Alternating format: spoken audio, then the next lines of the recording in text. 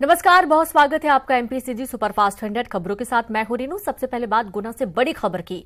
गुना में सड़क हादसा हुआ। नेशनल हाईवे 46 पर बस और ट्रक की भिड़ंत हो गई। हादसे में एक की मौत हो गई, 12 लोग घायल हुए हैं। गुना से शिवपुरी जा रही थी बस। घायलों को जिला अस्पताल भर्ती किया गया है।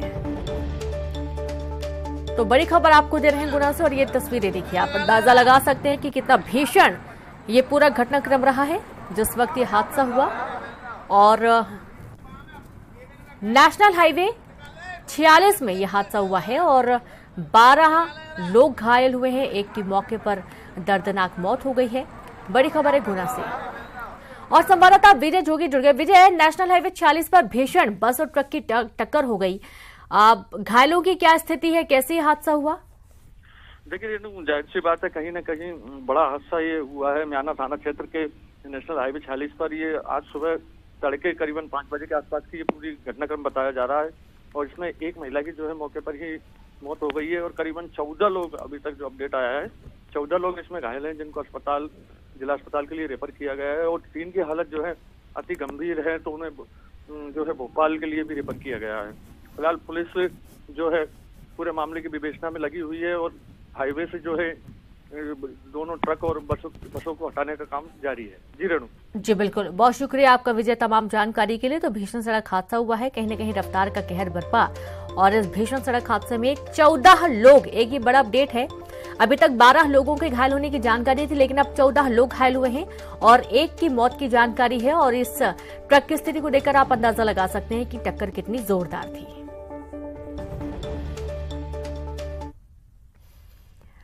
और अब छिंदवाड़ा से खबर है, जहां ट्रक ने बाइक सवार को रौंदा। मौके पर बाइक सवार की मौत हो गई। ग्रामीणों ने ट्रक में आग लगा दी।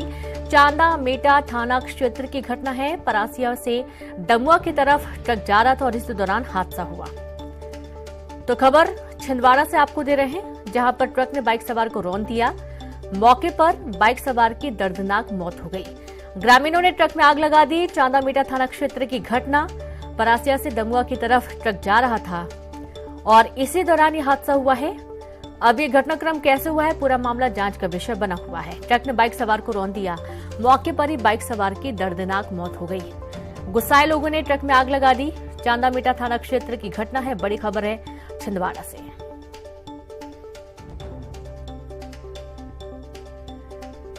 और संवाददाता राजेश करमेले जुड़ गए। राजेश, कैसे हुआ ये हादसा? ट्रक ने बाइक सवार को रौंद दिया, किसकी लापरवाही थी यहाँ पर?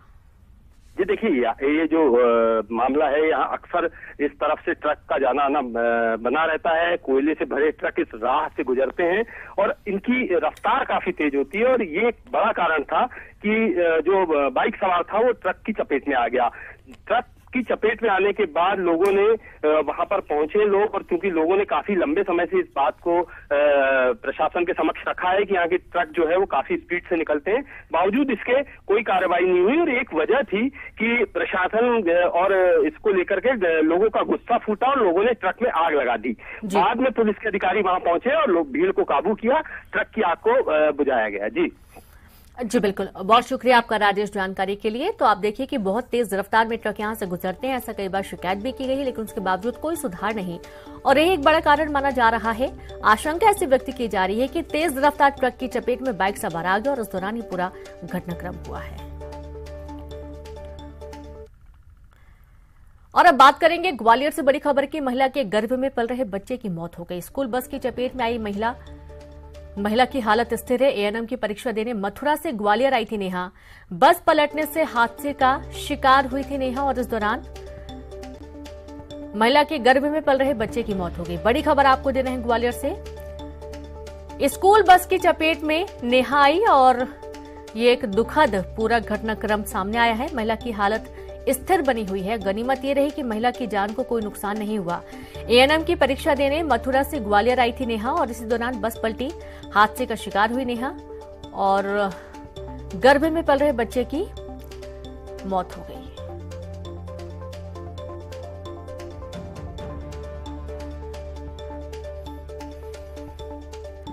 तो खबर ग्वालियर से है, और आप ये देखिए कि एग्जाम देने के लिए, एएनएम की परीक्षा देने के लिए मथुरा से ग्वालियर नेहा आई हुई थी, और इसी दौरान बस पलट गई। बस पलटने से हादसा हुआ, जिसकी चपेट में नेहा आ गई और नेहा के गर्भ में पल रहे बच्चे की मौत हो गई। तो वहीं आसपास के लोगों ने मदद की, तुरंत अस्पताल पहुंचाया गया। गनीमत ये रही कि जो महिला है उसकी जान स्थिर बनी हुई है, उसकी जान को कोई नुकसान नहीं हुआ। और एक दुखद घटनाक्रम यही है, दुखद जो बिंदु है वो यही है कि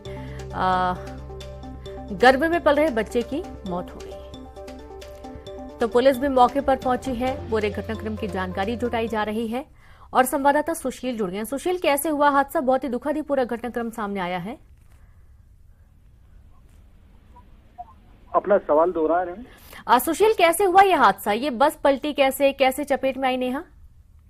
बिल्कुल, देखिए कल दोपहर का मामला था। ग्वालियर के मांडवे की माता इलाके में एक स्कूल बस जो बच्चों को लेकर आ रही थी, करीब 35-36 बच्चे थे उस बस में सवार। जब ये बस मांडवे की माता से उतर रही थी नीचे, उसी दौरान कुछ महिलाएं अचानक सड़क पर आ गई। उसके चलते ड्राइवर का संतुलन बिगड़ा और ये बस पलट गई थी। और इसी दौरान ये नेहा शर्मा नाम की जो महिला है, ये उत्तर प्रदेश के मथुरा की रहने वाली है, यहाँ एएनएम की परीक्षा देने के लिए आई थी। कल ये पेपर देकर आ रही थी उसी दौरान पैदल। तो जब ये बस पलटी तो ये बस पलटकर इसके पैरों पर आ गिरी थी और यही वजह कि ये नेहा नीचे दब गई थी। जब इसे यहाँ से निकालकर निजी अस्पताल, उसके बाद जय आरोग्य अस्पताल के ट्रॉमा सेंटर भिजवाया गया, वहाँ उनका इलाज चल रहा था। लेकिन चूंकि ये गर्भवती थी और बड़ी दुखद घटना हुई कि डॉक्टरों ने इंस्पेक्शन के बाद ये पाया कि जो गर्भ में बच्चा है उसकी मौत हो गई थी इस हादसे के बाद। तो कहीं ना कहीं एक बड़ा मार्मिक घटनाक्रम हुआ है ये। अब पुलिस इस मामले में मामला कायम करके कल से ही जांच कर रही है। अब इसमें भी इनके पति की शिकायत के बाद जो है इस मामले में और कार्रवाई की जाएगी। जी बिल्कुल, बहुत शुक्रिया आपका जानकारी के लिए सुशील। और चलिए अब सीधे रुक करेंगे, मुख्यमंत्री भूपेश बघेल क्या कुछ कह रहे हैं वो भी सुनेंगे। क्योंकि अनुभवी राजनेता है, मुझे पूरा विश्वास है कि छत्तीसगढ़ के हित में सारे फैसले होंगे और चलेंगे।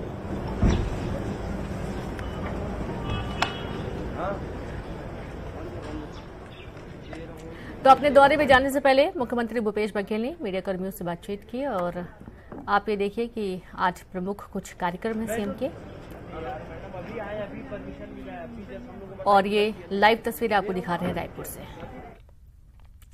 तो बालोद से खबर है, जहां ट्रक और कार के बीच जोरदार टक्कर, हादसे में मां बेटे सहित 4 लोगों की मौत हो गई। सड़क हादसे में कार के परखच्चे उड़ गए और राजधानी से वापस लौटने के दौरान हादसा हुआ। गुंडरदेही के खप्परवाड़ा गांव की घटना है। तो बड़ी खबर आपको दे रहे हैं बालोद से, जहां पर एक और जोरदार टक्कर हुई। ट्रक और कार के बीच में टक्कर इतनी जोरदार थी कि मां और बेटे सहित 4 लोगों की हादसे में मौत हो गई। तो आप कार की स्थिति देखकर समझ सकते हैं कि कितनी जोरदार ये टक्कर थी। सड़क हादसे में कार के परखच्चे उड़ गए। राजधानी से वापस लौटने के दौरान ये हादसा हुआ।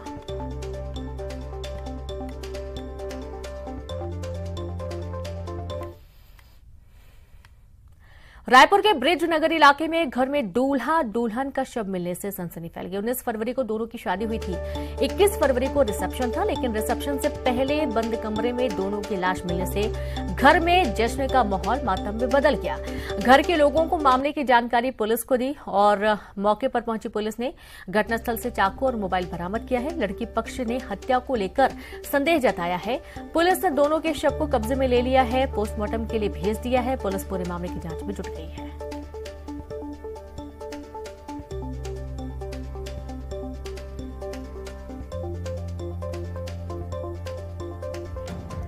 तो रायपुर के ब्रिज नगर इलाके का ये पूरा मामला है, जहां घर में दूल्हा दुल्हन का शव मिलने से सनसनी फैल गई।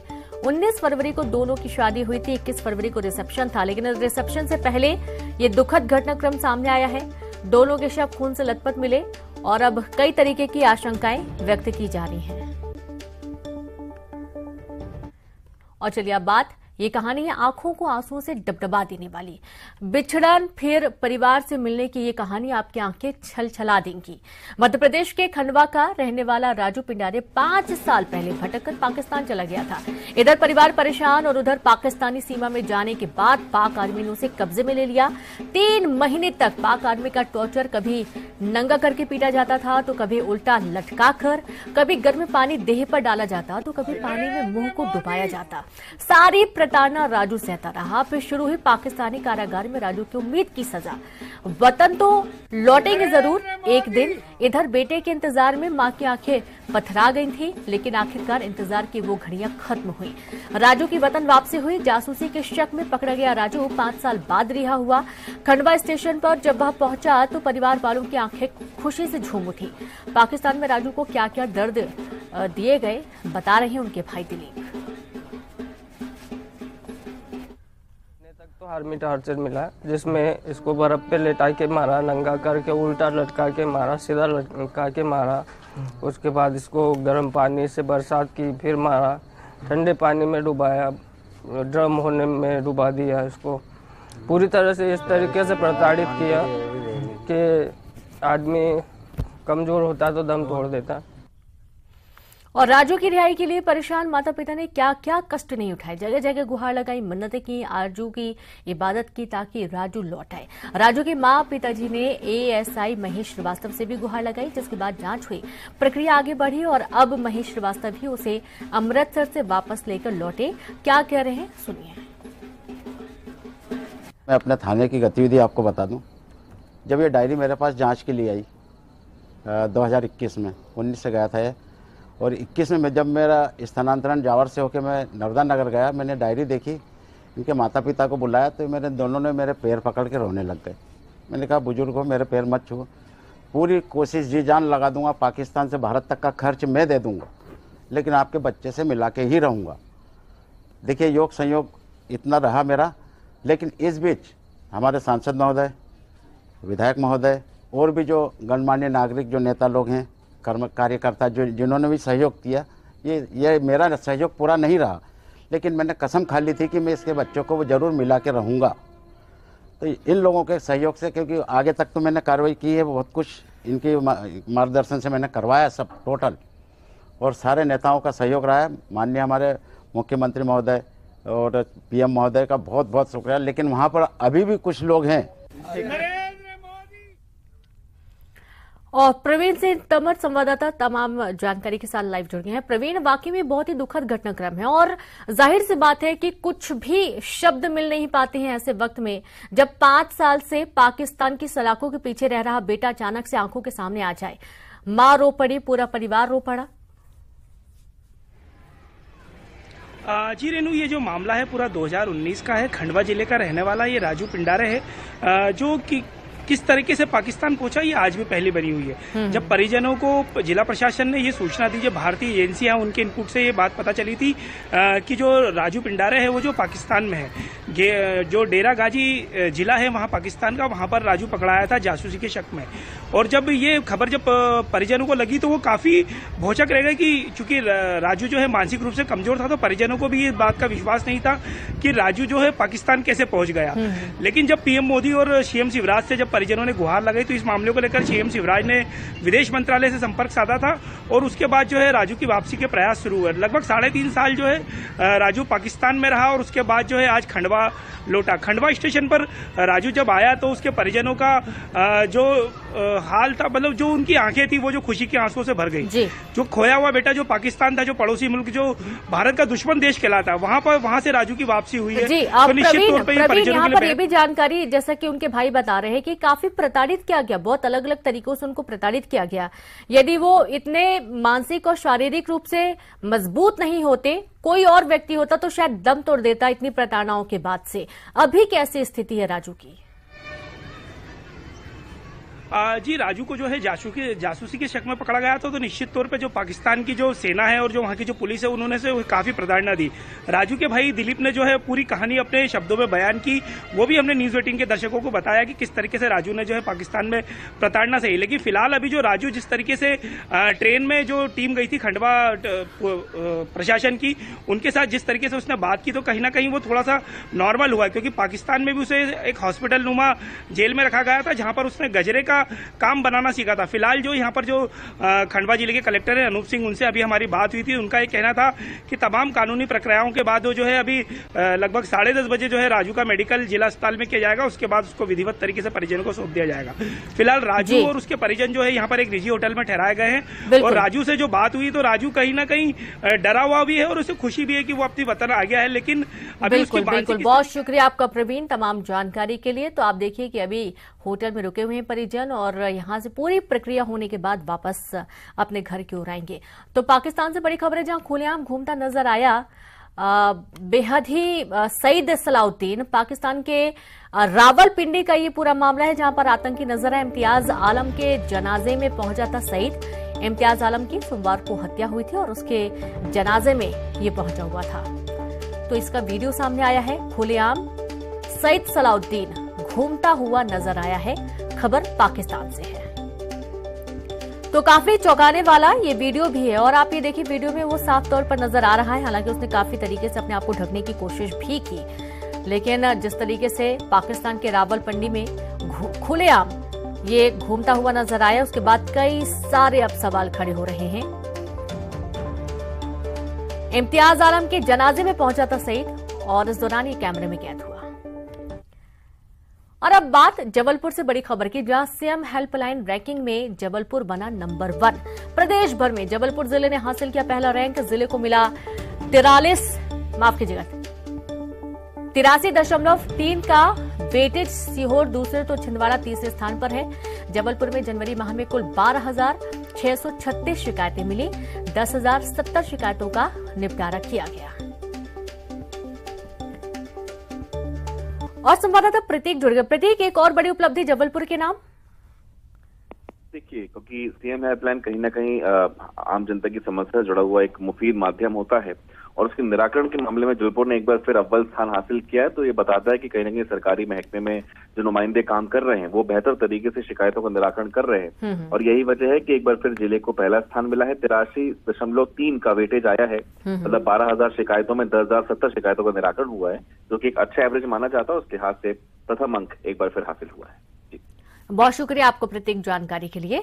तो इस तरीके से कह सकते हैं कि जो प्रशासनिक अधिकारी बहुत ही बेहतर तरीके से काम कर रहे हैं। कुल 12,000 से ज्यादा शिकायतें आई थी, जिनमें 10,070 शिकायतों का निपटारा किया गया। और छतरपुर में भाई के धमकाने वाले वीडियो पर बागेश्वर धाम के महाराज पंडित धीरेन्द्र शास्त्री ने सफाई दी। उन्होंने कहा कि वो गलत के साथ नहीं है और सफाई देते हुए उनका ये कहना है कि हर विषय को उनसे ना जोड़ा जाए। मैं गलत के साथ नहीं हूं। कानून इस मामले की पूरी निष्पक्षता के साथ जांच करे। सोशल मीडिया के द्वारा शालिग्राम जी का एक विषय हमारे संज्ञान में आया है। देखो, हम गलत के साथ नहीं हैं। कानून निष्पक्षता और पारदर्शिता की गहराई से इसकी जांच करें। हम कतई गलत के साथ नहीं हैं और हर विषय को हमसे ना जोड़ा जाए। हम अपने मार्ग में सनातन हिंदुत्व और श्री बागेश्वर बालाजी की सेवा में अनवरत लगे हुए हैं। इसलिए कृपा करके हर विषय को हमसे ना जोड़ा जाए। इस देश में संविधान है और जो करेगा सो भरेगा। हम सत्य के साथ हैं। और चलिए अब देखेंगे ब्रेकिंग टॉप 20।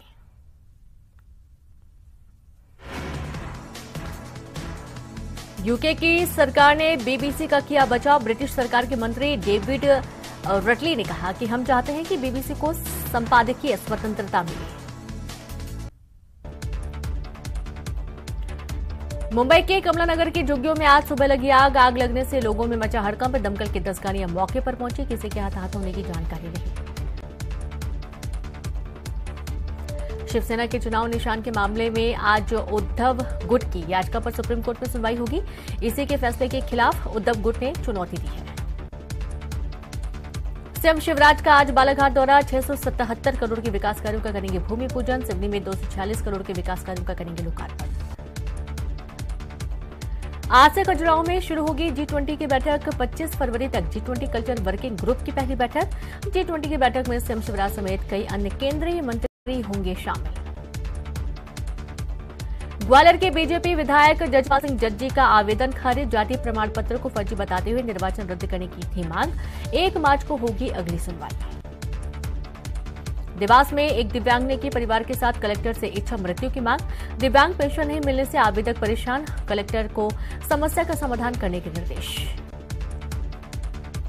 ग्वालियर में गांजा तस्करी मामले में सिपाही बर्खास्त, सिपाही पर एनडीपीएस एक्ट के तहत केस दर्ज। गांजा लेकर दतिया से ग्वालियर जा रहा था सिपाही।